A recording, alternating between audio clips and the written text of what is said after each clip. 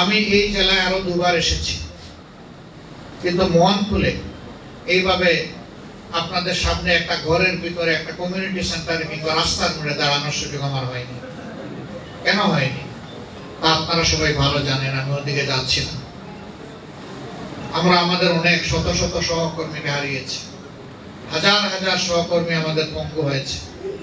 কেউ দু নয়ন হারিয়ে, কেউ দু পা হারিয়ে, কেউ এক পা কিংবা এক হাত হারিয়ে, কেউ আবার জীবনের পথে তাদের মেরুদণ্ডে বুলেট বিদ্ধ হয়ে যাওয়ার কারণে তারা অবশ হয়ে বিছানায় পড়ে আছে।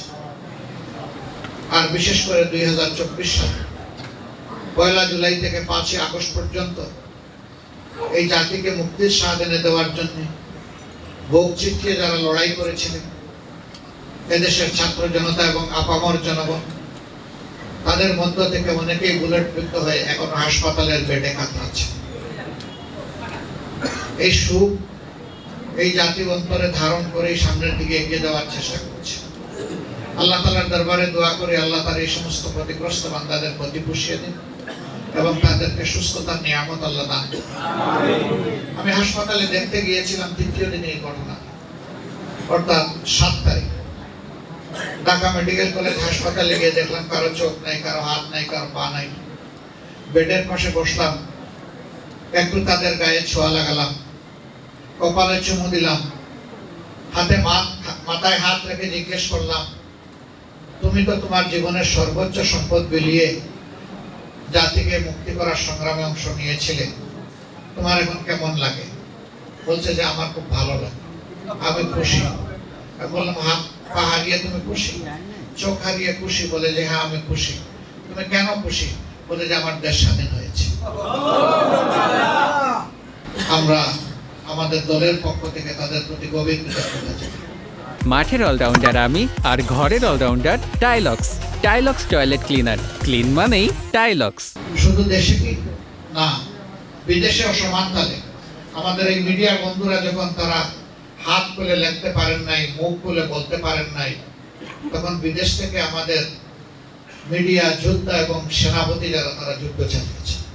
তারা কেউ কেউ এই যুদ্ধ করতে গিয়ে বিদেশে তাদের জীবন ঝুঁকিতে পড়েছে, আবার দেশে থাকা তাদের আত্মীয় স্বজনের উপর অন্ধকার নেমে এসেছে। জুলুম অত্যাচার করা হয়েছে, টেনে এসে জেলে নেওয়া হয়েছে, পরিবারকে শান্তিতে থাকতে দেওয়া হয়। আবার যারা প্রবাসী সাধারণ মানুষ, তারা সেখানে রিমিটেন্স বন্ধ করে বলছেন না, এই জালিম সরকারকে আমরা রিমিটেন্স দেব। সেই রিমিটেন্স যোদ্ধারাও এই যুদ্ধে অংশগ্রহণ করেছে।